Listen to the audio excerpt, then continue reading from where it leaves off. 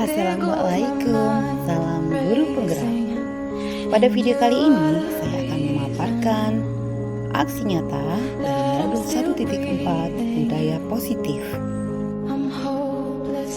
Perkenalkanlah, saya Mardiatun, calon guru penggerak angkatan 11 dari UPT SDN 154 Mangkulande, Kabupaten Luwu Timur. Pada diseminasi budaya positif ini, saya akan membagi menjadi 4 bagian. Yang pertama, pengenalan profil sekolah. Kedua, contoh penerapan budaya positif di sekolah UPT SDN 154 Mangkulande. Ketiga, sambutan dari kepala sekolah. Dan yang keempat adalah penyampaian diseminasi budaya positif oleh calon guru penggerak. Selamat menyaksikan.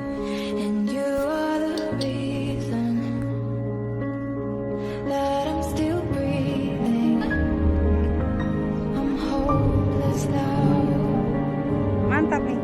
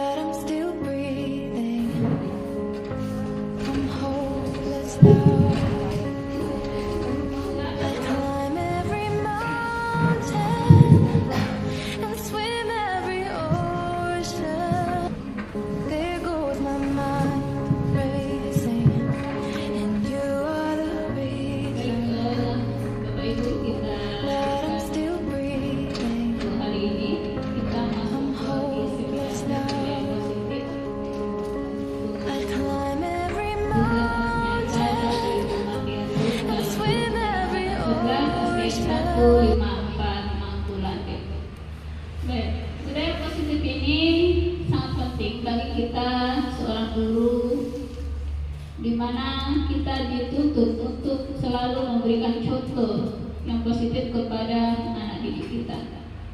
Jadi kita harus berperilaku yang positif sehingga anak didik kita bisa melihat dan mencontoh apa yang sudah kita lakukan. Ya, di tahun ajaran baru ini kita sudah menerapkan budaya positif. Alhamdulillah, Bapak Ibu guru tetap konsisten. Ada jadwal piketnya, yang piket berdiri di depan gerbang untuk menyambut anak-anak kita yang datang. Kemudian contohnya lagi budaya positif adalah kedisiplinan kita. Ya, jadi Bapak Ibu tetap konsisten dengan kedisiplinan waktunya dan tepat waktu. Jadi sebelum belajar kita siapkan anak didik kita, siswa-siswa kita untuk supaya siap menerima pelajaran pada hari itu. Baik, untuk mempersingkat waktu, saya silakan Ibu Mardiatun untuk memaparkan presentasinya tentang budaya positif. Ya, selamat siang. Sebelumnya saya ucapkan terima kasih kepada Ibu Kepala Sekolah yang telah memberikan kesempatan kepada saya untuk menyampaikan aksi nyata saya. Ini adalah tugas dari program guru penggerak di modul 1.4 ya. Dan jadi di prodi guru penggerak ini kita setiap modulnya itu ada aksi nyata. Cuma untuk yang terakhir ini yang modul 1 di 1.4 itu harus diunggah. Kalau selama ini nggak diunggah, itu diunggah ya. Jadi sekedar itu informasi untuk teman-teman di sini. Pada kesempatan ini sebelumnya saya mengucapkan terima kasih untuk rekan-rekan guru semuanya yang menyediakan waktunya untuk saya mendengarkan destinasi aksi nyata saya yang pada saat ini saya akan membawakan tentang budaya positif di lingkungan sekolah.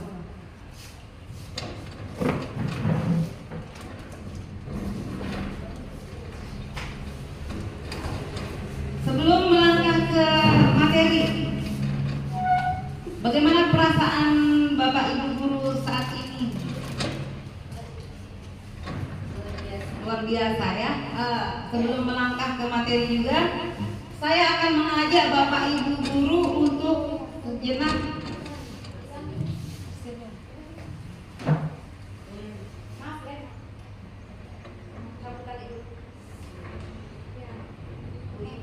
Bu Sakti. Nanti kan dulu bisa Astaga, tidak bisa lebih operator. Kita melangkah ke materi. Coba saya mau Bapak Ibu guru berdiri sebentar, kita olahraga.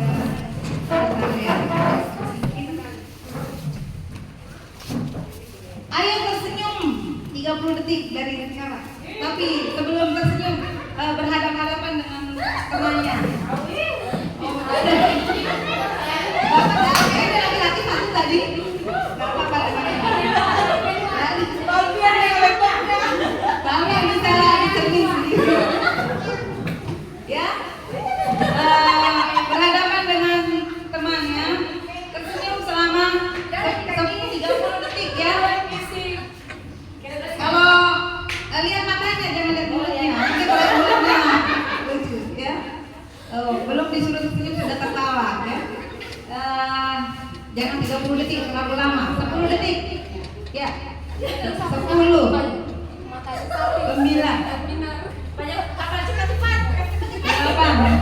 7. 6. 5. 4. 3. 2. 1. Ya. Terima kasih. Dengan kita tersenyum ya Bapak Ibu guru, tersenyum tertawa itu sudah ada aura positif. Aura positif di dalam diri kita ya. Kita mau masuk di budaya positif, jadi kita harus keluarkan aura positif kita.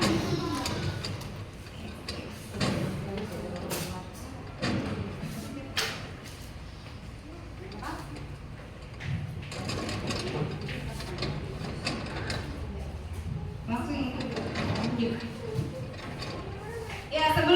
melangkah ke materi selanjutnya, kita adakan kesepakatan dulu ya, kesepakatan diskusi hari ini. Yang pertama, saling menghargai. Kedua, mendengarkan dengan baik. Dan izin saat hendak keluar dari ruangan ini. Kemudian boleh makan dan minum dengan tenang. Itu kesepakatan. Siapa tahu ada yang mau menambah? Boleh diketikkan Ibu. Kalau ada yang mau menambah. Kalau tidak ada cukup, lanjut. Ya, budaya positif di sekolah. Kita lihat ya, seorang guru yang baik harus memiliki kemampuan dalam mewujudkan budaya positif di sekolah. Budaya positif tersebut dapat dijalankan dengan menerapkan konsep-konsep seperti yang pertama kita lihat disiplin positif. Kemudian motivasi perilaku manusia. Yang ketiga keyakinan sekolah atau kelas. Keempat kebutuhan dasar manusia, dan kelima posisi kontrol, dan yang keenam adalah segitiga restitusi. Jadi keenam poin tersebut itu kalau diterapkan oleh masing-masing dari kita sebagai guru, maka akan tercipta budaya positif di sekolah. Nah, kita akan membahas satu persatu tentang keenam itu. Lanjut. Yang pertama adalah disiplin positif. Apa itu disiplin positif? Mendengar kata disiplin. Disiplin positif ada dari Bapak Ibu guru yang mungkin ada contoh disiplin positif itu seperti apa?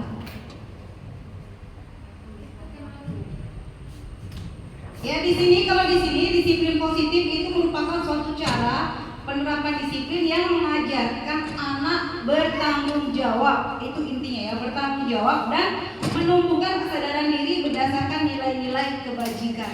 Jadi itu maksud dari disiplin positif itu diajarkan ya, kita ajarkan ke anak, itu mengajar anak untuk bertanggung jawab.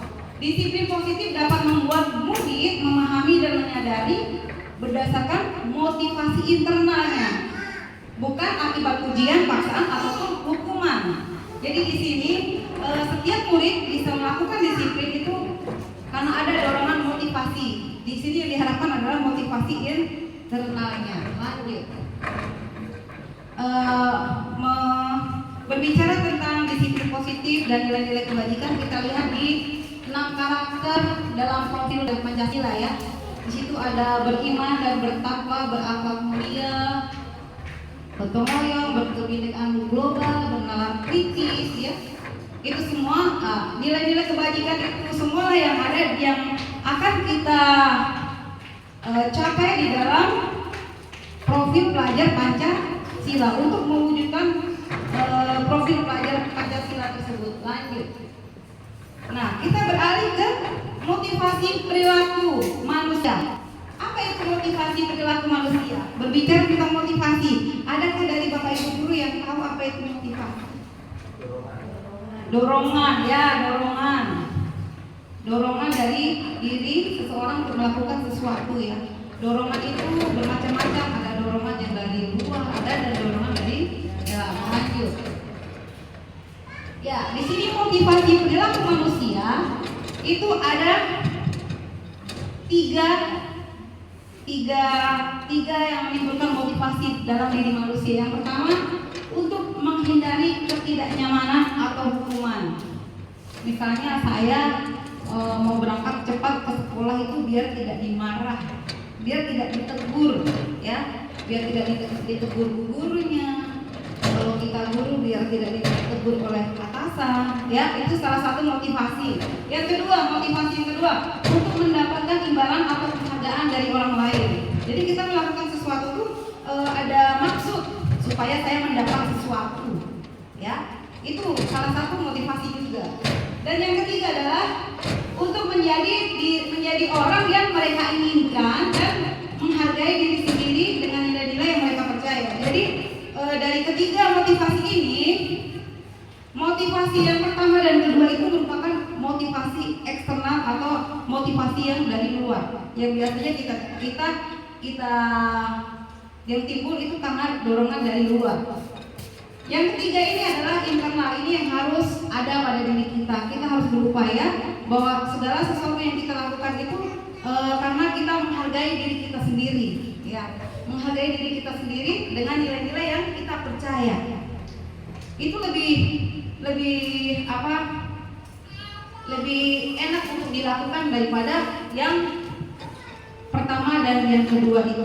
Lanjut.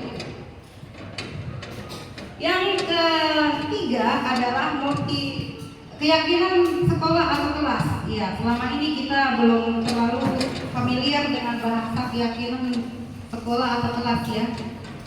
Selama ini mungkin kita hanya mendengar kata tata tertib atau peraturan kelas, ya itu dia. Tapi kita akan membiasakan dengan keyakinan sekolah atau keyakinan kelas. Bagaimana membuat keyakinan sekolah atau keyakinan kelas tersebut?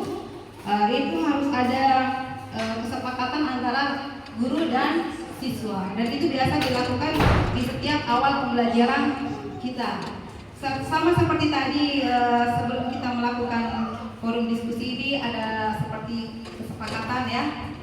Itu yang harus kita sepakati. Itu juga yang kita buat kalau kita di kelas. Lanjut.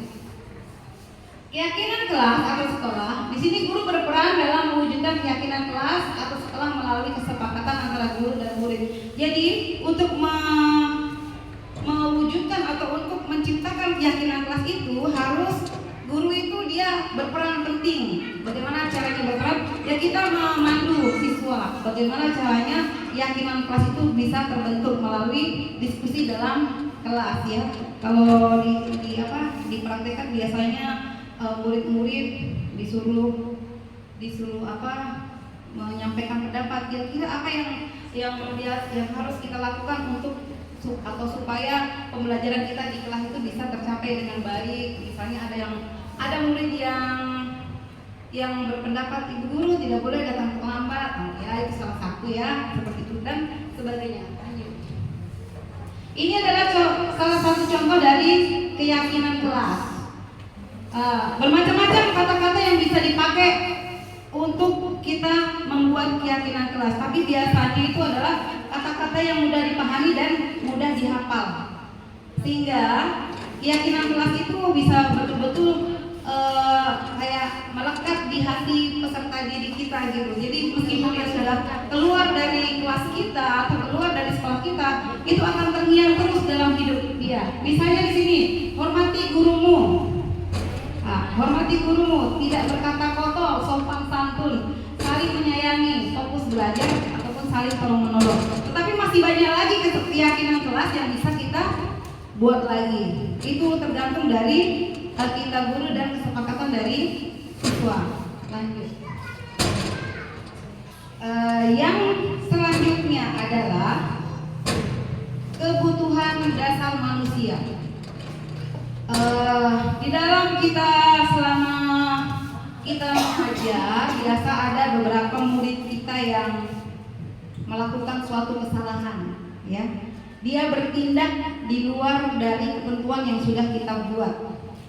Biasanya kita sebagai guru cuma langsung marah, ya, menghukum, langsung spontan kita kayak menghukum lah, apalagi tahu dia salah, tanpa kita menyelidiki kenapa dia berbuat salah, ada apa sebenarnya. Di sini kita akan belajar mengenai kebutuhan dasar manusia. Ketika seorang murid melakukan suatu perbuatan yang bertentangan dengan nilai-nilai kebajikan atau melanggar peraturan, hal ini sebenarnya dikarenakan apa? Karena mereka gagal dalam memenuhi kebutuhan dasar mereka.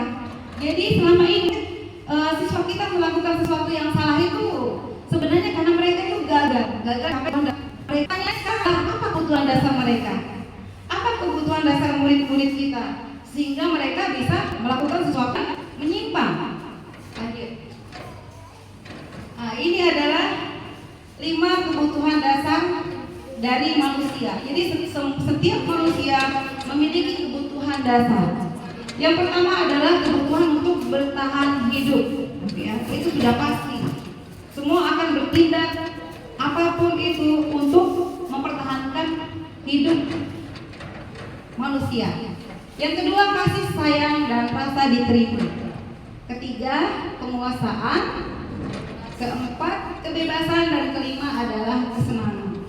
Itu dia. Ada 5 kebutuhan dasar kita. Itu yang nggak bisa kita pungkiri ya. Kasih sayang. Siapa di antara kita di sini yang tidak membutuhkan kasih sayang? Semua butuh, ya. Semua butuh. Kadang murid kita itu cari-cari perhatian sama kita. Mungkin di rumah dia diabaikan oleh orang tuanya, sehingga di sekolah dia kadang cari-cari perhatian. Sehingga kadang apa yang membuat dia begitu malah membuat kita jengkel, ya. Kita jengkel dengan perbuatan siswa kita yang seperti itu. Padahal sebenarnya dia itu berusaha untuk memenuhi kebutuhan dasar dia. Yang selanjutnya adalah misalnya selanjutnya ini penguasaan. Penguasaan ini dalam hal kalau dibilang penguasaan berarti tentang kemampuan, ya, kemampuan. Kenapa itu ada si murid itu selalu menyontek misalnya? Karena apa? Kebutuhan dasarnya dalam hal penguasaan dia tidak bisa menguasai. Jadi jalan satu-satunya dia menyontek, terus dia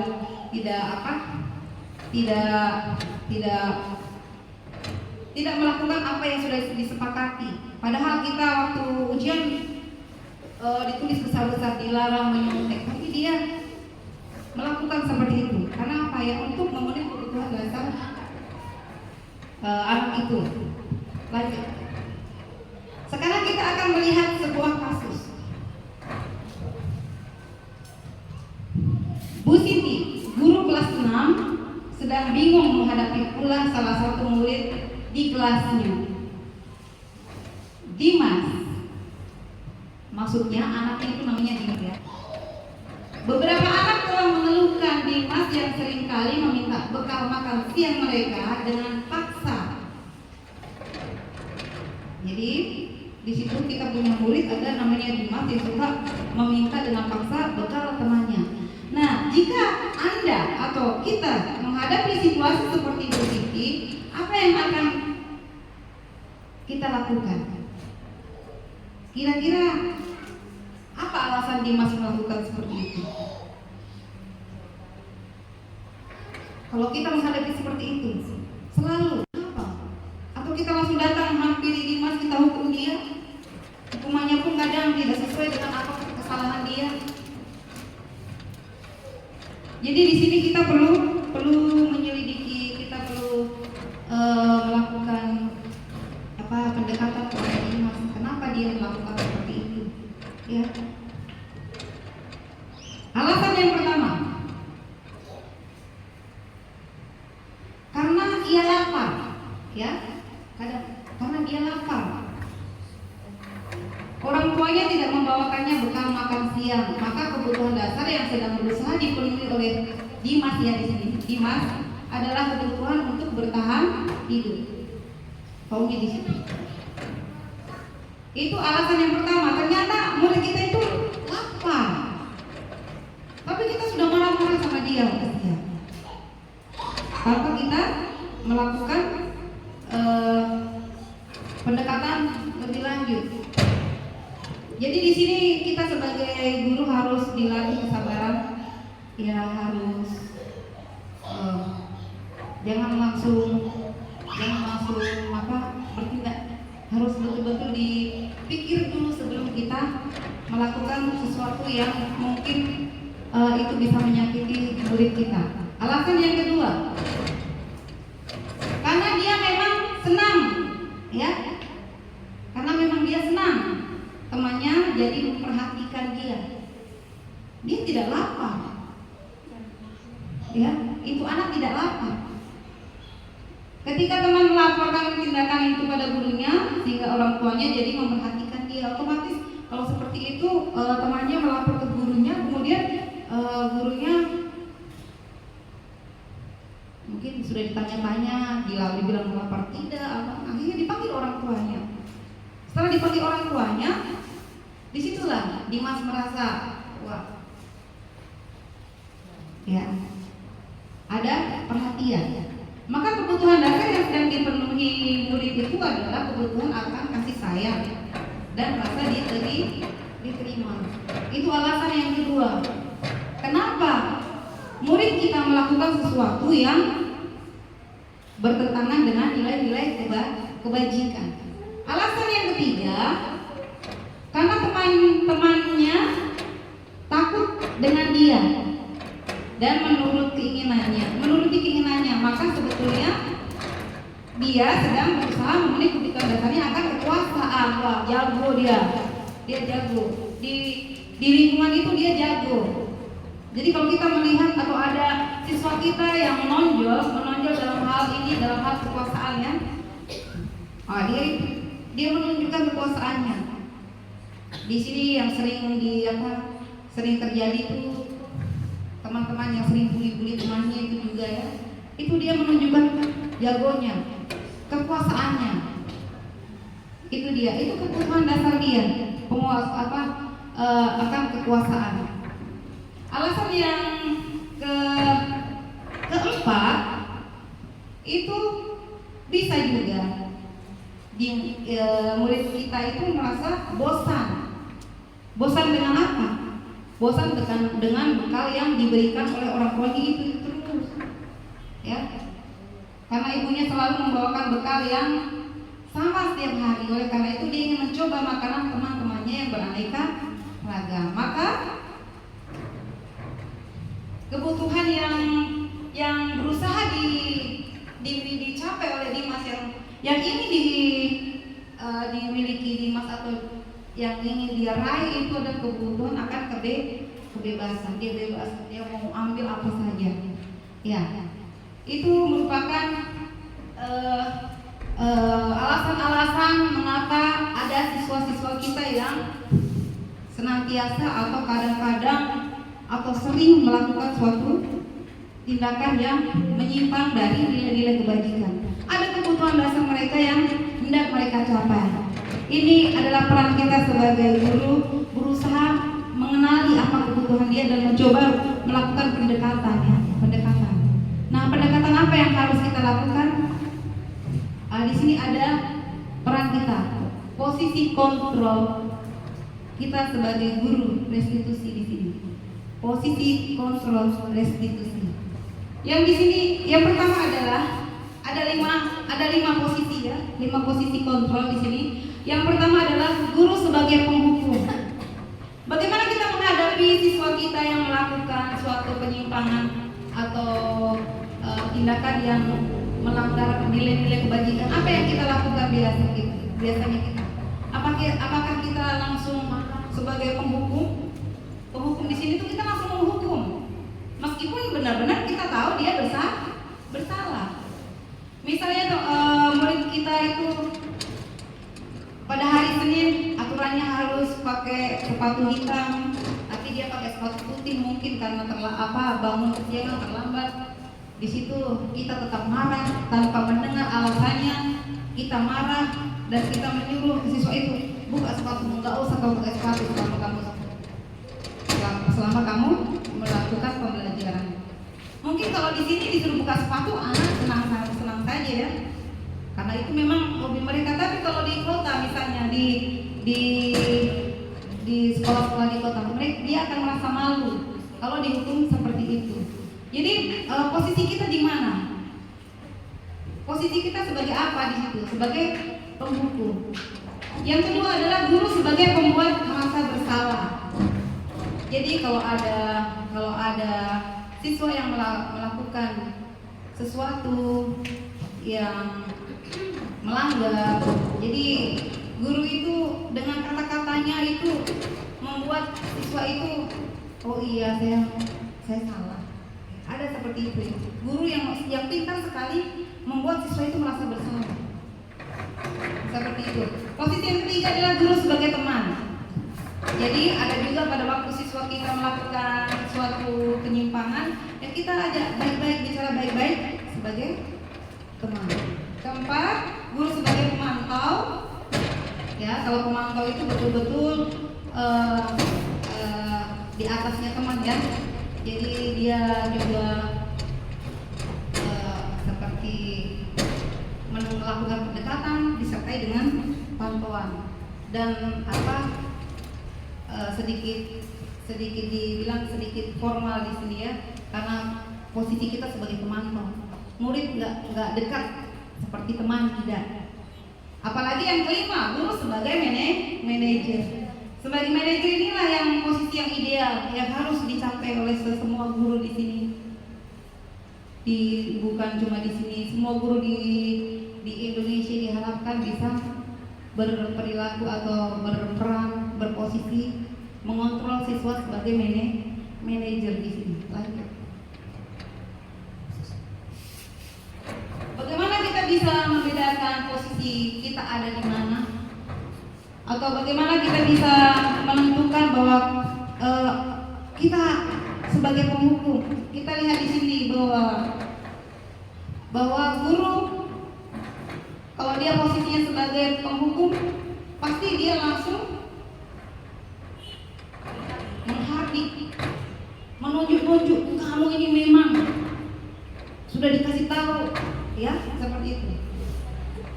Menghardik, terus berceramah, menunjukkan kekecewaannya. Bukan yang itu. Guru berkata, kalau kamu tidak melakukannya, saya akan. Nah, itu biasa. Saya akui, saya juga begitu. Awas tuh. Ya, seperti itu. Dan itu memang apa namanya, kita kayak seperti otomatis ya. Baru tensi tinggi, nada tinggi, teriak, ya itu dia guru sebagai penghukum. Hasilnya apa dari guru sebagai penghukum itu? Apakah siswa kita langsung bertobat, langsung sadar? Malah kita capek ngomel, capek marah ya. Karena apa hasilnya? Siswa itu malah memberontak, mendendam, menyalahkan orang lain. Kalau kemarin kami dikasih ilustrasi itu seorang murid yang tidak bisa menjawab apa yang ditanyakan oleh guru, dicambuk tangannya, tidak tahu dicambuk.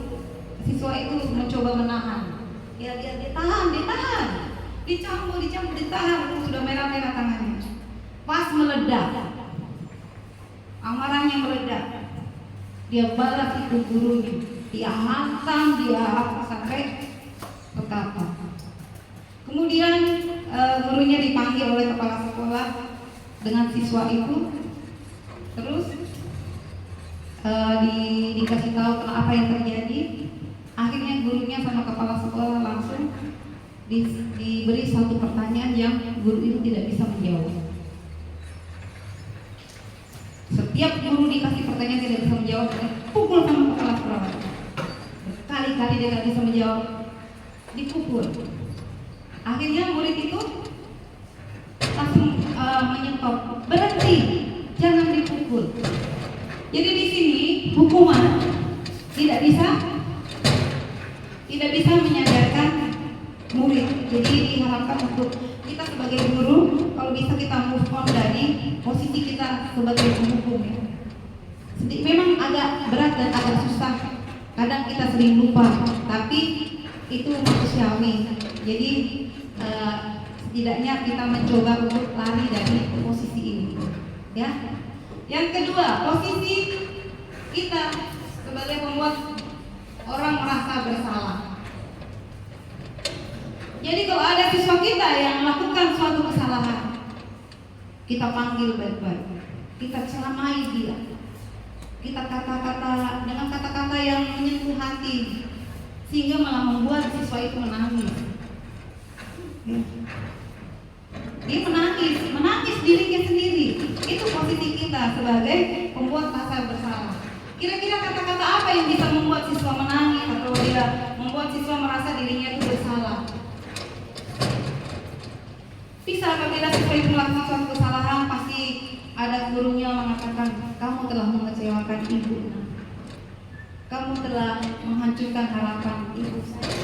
Jadi dengan kata-kata seperti itu, sedikit banyak itu murid hatinya akan tersentuh dan dia merasa bersalah. Akibatnya apa? Dengan kita berperan sebagai di posisi itu.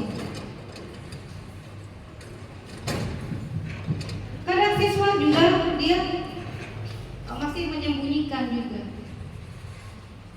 supaya apa? Menyembunyikan, kemudian menyangka, berbohong. Masih ada juga siswa yang berbohong. Jadi kalau kita di posisi yang membuat rasa bersalah ini hasilnya belum maksimal, hasilnya belum sesuai yang kita harapkan. Posisi yang ketiga adalah sebagai teman, membuat alasan-alasan untuk muridnya.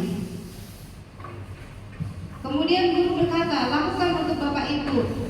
Ya sudah, nanti bapak ibu bantu. Jadi di sini ceritanya kita sebagai teman. Cuma di sini negatifnya, kalau kita mengambil posisi sebagai teman, itu murid kita tidak mandiri. Dia akan tergantung sama kita. Jadi kita selalu bilang sama anak, lakukan ini untuk ibu guru ya. Nanti ibu guru bantu. Jadi dia mau melakukan sesuatu yang baik itu karena mendengar kata-kata kita. Kalau kita nggak mau bantu, dia nggak mau lakukan lagi. Ya, jadi dia merasa bahwa dia tergantung sama bu guru. Kalau bu guru baik sama saya juga bisa melakukan yang baik. Kalau tidak, dia tidak. Jadi posisi yang ketiga ini juga belum berhasil dengan baik untuk membuat siswa kita bisa melakukan nilai-nilai kebajikan yang diinginkan. Posisi yang keempat adalah kita sebagai pemantau. Di saat kita sebagai pemantau, kita masih ada di situ, kita masih menghitung dibilang,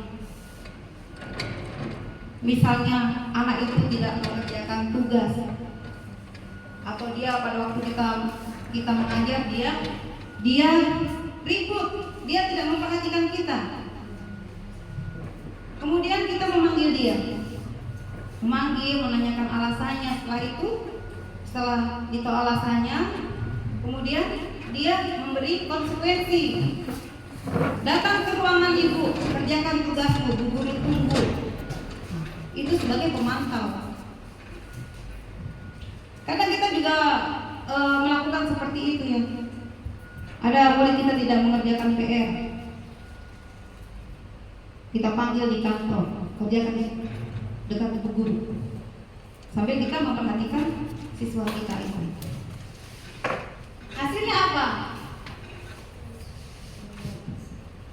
Hasilnya apa kalau kita berperan sebagai pemantau? Anak itu akan melakukan sesuatu yang baik sesuai dengan kita kalau diawasi saja. Kalau tidak diawasi, dia kembali ke zona nyamannya, kembali ke tingkahnya yang mungkin membuat dia itu merasa nyaman dengan melakukan tindakan yang menyimpang, yang suka mengganggu teman, yang pokoknya membuat kita sebagai guru ini merasa ini anak selalu melawan. Nah, posisi yang terakhir adalah posisi sebagai manajer. Ini adalah sasaran kita. Ini adalah acuan kita. Kita harus bisa menjadi seorang guru yang seperti manajer. Manajer di sini kita bisa mengelola, kita bisa memimpin. Bagaimana kita bisa memposisikan diri kita sebagai manajer? Manajer nggak harus jadi kepala sekolah dulu baru jadi manajer, enggak. Kita jadi guru juga bisa jadi manajer ya. Manajer bagi siswa-siswa kita.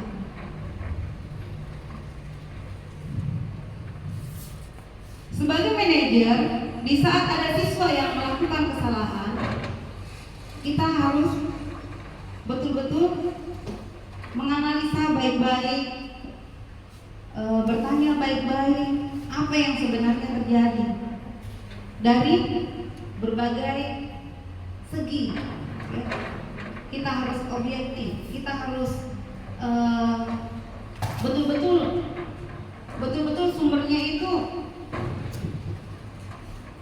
tidak mengada-ngada, ya, tidak mengada-ngada. Terus kira-kira apa yang dilakukan seorang guru sebagai manajer di sini, kira-kira perkataan-perkataan apa yang bisa membuat anak kita, murid kita itu sadar atau dengan sendirinya dia merasa mau berubah. Jadi di sini ada beberapa kalimat yang bisa menyontohkan bahwa kita itu sebagai manajer. Misalnya begini, apa yang kita yakini? Apa kamu meyakini hal tersebut? Misalnya dia melakukan sesuatu yang salah, baru kita tanya baik-baik, apa kamu meyakini hal tersebut itu baik kan? Pasti itu murid kita yang sedang melakukan kesalahan, dia akan berpikir ya, dia akan berpikir. Kalau kamu meyakini, kamu memperbaikinya. Kalau kami memperbaikinya, jadi kira-kira hal tersebut akan menggambarkan apa tentang dirimu. Ya di situ posisinya betul-betul kalau manajer itu dia anak itu akan betul merasa dianggap atau dihargai betul-betul. Ada contoh kasus, misalnya begini, seorang murid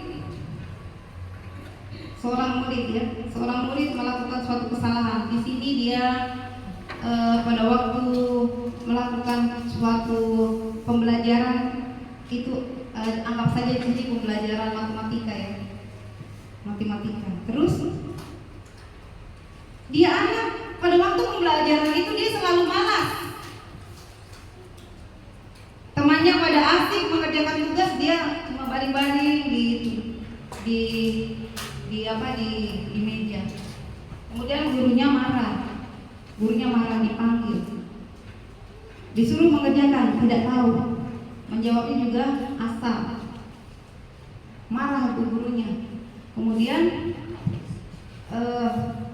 keluarlah kata-kata yang membuat anak itu merasa bagaimana ya, dibilang bersalah juga karena dia sudah bosan, dia ada bosannya, ada terus karena tidak bisa juga. Kemudian anak itu dipanggil, kenapa kamu selalu begitu sama guru di saat pelajaran guru? Dibilang tidak bisa. Terus setelah itu kita ditanya-tanya lagi, anak itu diselidiki, ternyata memang dia selalu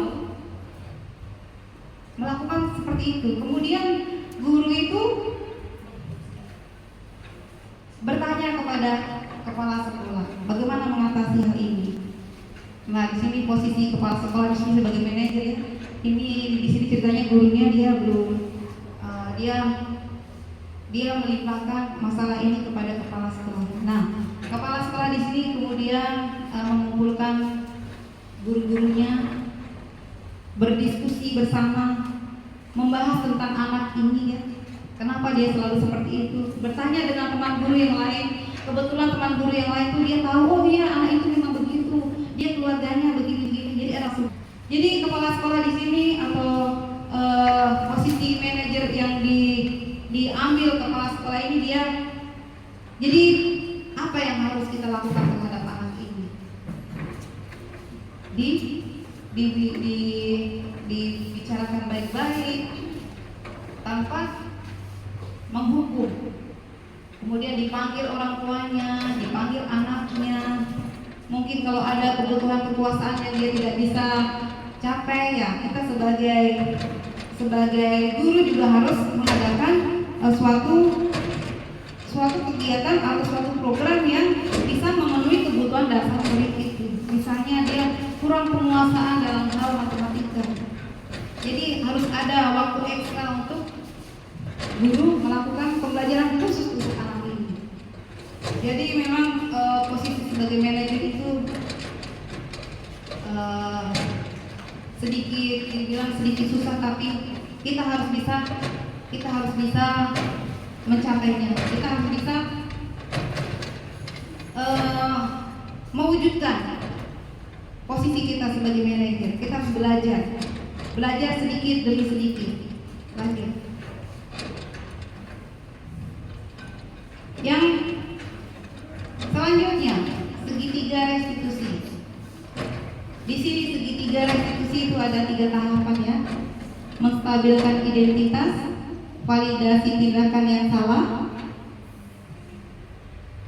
menanyakan keyakinan. Ada 3 tahapan dalam segitiga restitusi. Jadi setiap kesalahan atau tindakan dari siswa kita yang di luar dari nilai-nilai kebajikan, itu kita sebagai guru bisa mengontrolnya atau kita bisa menyelesaikan dengan jalan segitiga restitusi ini. Mungkin ini bahasa yang agak-agak belum familiar, masih awam, kita belum paham betul tentang ini segitiga restitusi. Jadi melalui saat ini kita akan mencoba untuk memberi pemahaman kepada rekan-rekan guru semua tentang apa itu segitiga restitusi dan bagaimana kita menerapkannya itu di dalam kegiatan kita di sekolah. Karena ini sangat penting dan ini bisa membantu kita menyelesaikan permasalahan menyangkut siswa kita. Lanjut. Di sini, di tahap yang pertama, menstabilkan identitas. Di tahap yang pertama ini, kalau ada siswa kita yang melakukan suatu tindakan yang menyimpang dari yang seharusnya, yang pertama kita lakukan, kita adalah berdialog, ya, mewawancarai itu anak. Kita panggil itu anak.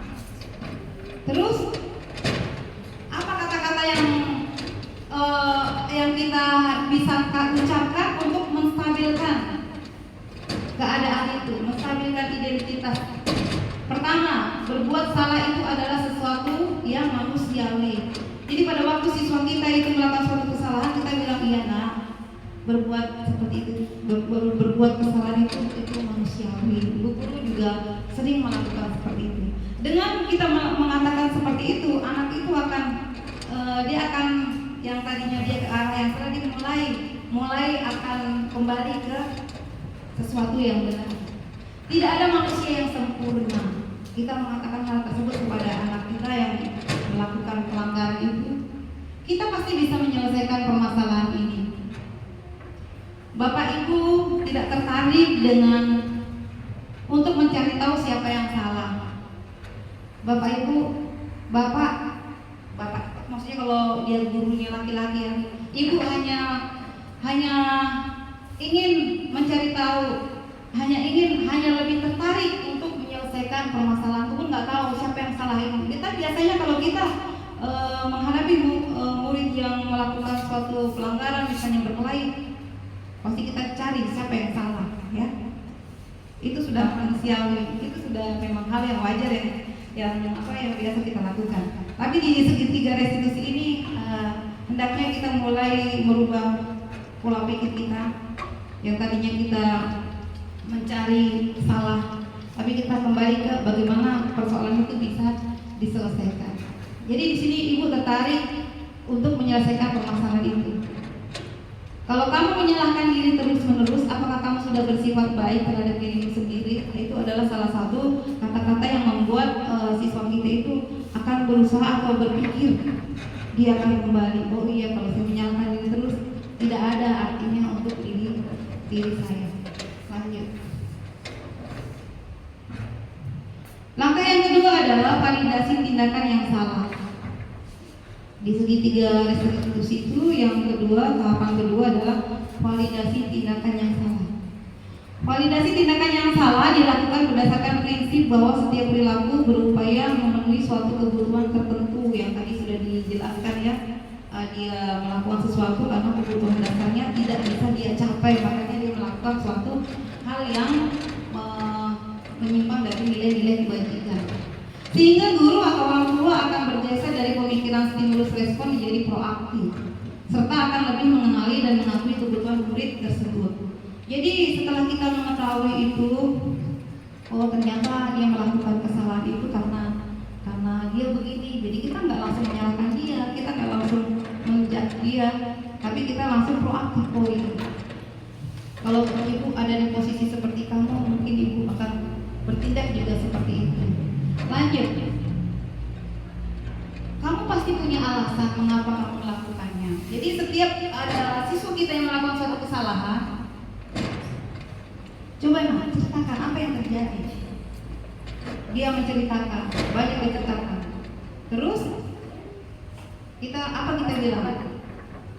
Kamu pasti punya alasan untuk melakukan itu semua. Jadi dia menceritakan apa yang dia lakukan. Terus kita mengatakan, ya betul tahu kamu melakukan itu semua karena kamu punya alasan. Jadi kita seakan-akan kita mendukung dia, tapi ini adalah cuma upaya untuk kita melihat posisi dia bahwa dia itu benar, padahal kita berusaha untuk mengarahkan dia ke arah yang benar ya. Padahal kamu bisa melakukan yang lebih buruk dari itu ya. Jadi kita bilang, tadi saya pukul dia betul. Tadi saya marah-marah dia, saya bentak, saya gebrak meja karena dia melakukan sesuatu yang saya tidak suka. Nah, jadi dari sini kita bisa bilang, iya kalau betul di posisi kamu bisa melakukan yang lebih buruk lagi. Kamu patut bangga pada dirimu sendiri karena kamu telah melindungi sesuatu yang penting buat kamu. Biasanya kalau anak itu marah, itu dia ada sesuatu yang dia pertahankan. Ada yang dia pertahankan. Kamu boleh mempertahankan sikap itu, tapi kamu harus menambahkan sikap yang baru. Jadi ini sambil kita memberi kata-kata yang berusaha untuk membawa murid kita ke arah yang lebih baik lagi, kita menyarankan kamu bisa berbuat seperti itu, tapi harus ada yang lain lagi yang bisa membuat hal yang lebih baik lagi. Langkah yang ketiga adalah menanyakan keyakinan. Setelah langkah pertama dan kedua kita lakukan, kita sudah menstabilkan identitas, merubah anak itu dari yang salah ke arah yang benar. Kemudian kita juga validasi yang salah, kita membawa anak itu mengerti bahwa apa yang sudah dilakukan itu sebenarnya salah. Tapi kita nggak bilang kamu salah, tidak. Kita tidak boleh melakukan seperti itu. Tapi kita berusaha berkata atau bertanya atau memberi pernyataan atau perkataan itu yang membuat dia itu merasa bahwa dia itu sebenarnya salah. Ya, mendukung tapi seakan-akan dia sendiri nanti akan mengakui kalau yang tadi saya buat itu sebenarnya salah. Menanyakan keyakinan ini lebih diperjelas lagi, lebih dipermantap lagi. Menanyakan keyakinan dilakukan dengan memberi pertanyaan-pertanyaan bermakna untuk anak atau murid untuk memunculkan motivasi secara intrinsik ya, sehingga mampu mengaitkan keyakinan dengan tindakan yang salah. Jadi menanyakan keyakinan. Kita kan di dalam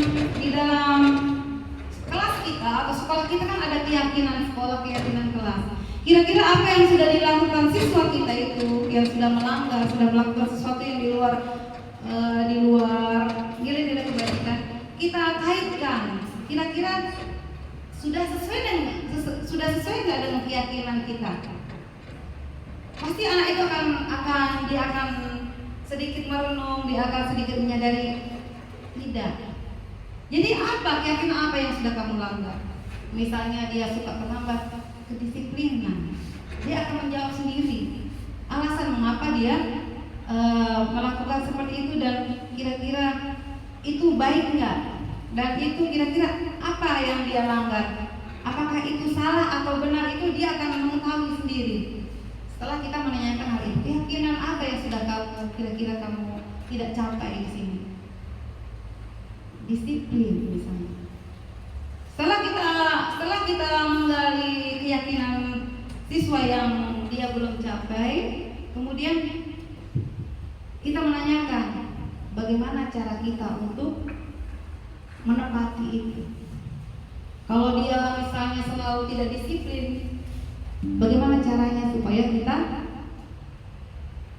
kembali ke disiplin? Pasti siswa itu akan punya kata-kata, iya Bu, saya akan, kalau misalnya dia selalu terlambat gara-gara main HP sampai malam, paginya terlambat dan itu terjadi terus menerus, pasti dia akan bilang bahwa iya Bu, Saya tidak akan main HP lagi sampai malam.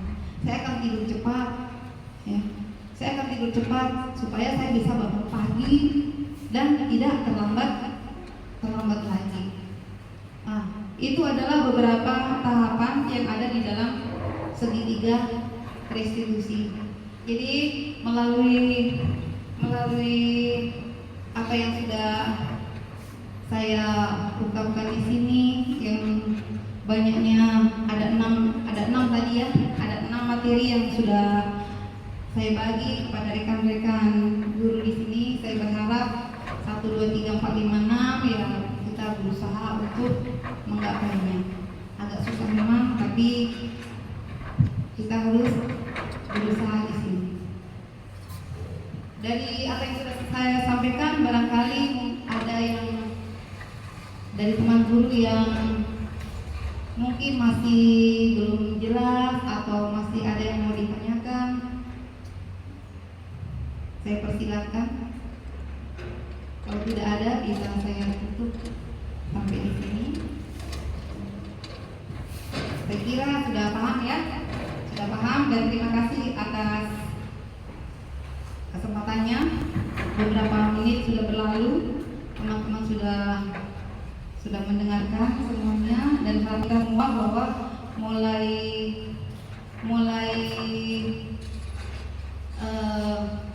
tahun ajaran yang baru ini kita berusaha untuk menanamkan disiplin positif, budaya positif, budaya yang baik di sekolah kita, ya. Jadi semua tidak bisa dilakukan oleh 1 orang, 2 orang, tapi kita butuh kerjasama dari teman-teman guru semua. Kita harus saling mendukung di sini. Atas perhatiannya, saya ucapkan terima kasih dan selamat sore.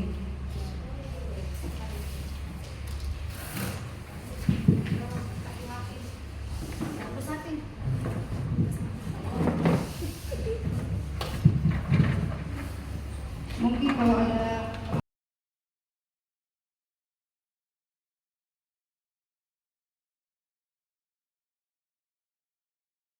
There goes my mind racing, and you are the reason that I'm still breathing. I'm hopeless now. I'd climb every mountain and swim every ocean, and you are the reason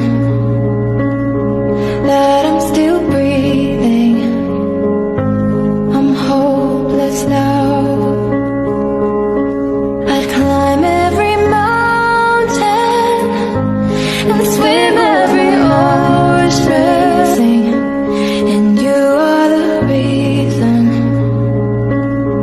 that I'm still breathing. I'm hopeless now. I'd climb every mountain and swim every ocean. Dari Ibu Mardiatun, setelah saya mendengarkan diseminasi tentang budaya positif, saya sangat senang karena bermanfaat bagi siswa dalam melakukan pembelajaran di sekolah. Terima kasih. Saya adalah sejawat dari Ibu Mardiatun. Setelah saya mengikuti kegiatan pelaksanaan yang dilakukan Ibu Mardiatun tentang diseminasi budaya positif, disitulah saya lebih paham dan mengerti apa itu disiplin positif, motivasi siswa, keyakinan kelas, kebutuhan dasar manusia, dan 5 posisi kontrol guru, serta segitiga restitusi. Terima kasih. Terima kasih telah menyaksikan video ini. Wassalamualaikum warahmatullahi wabarakatuh. Salam guru penggerak.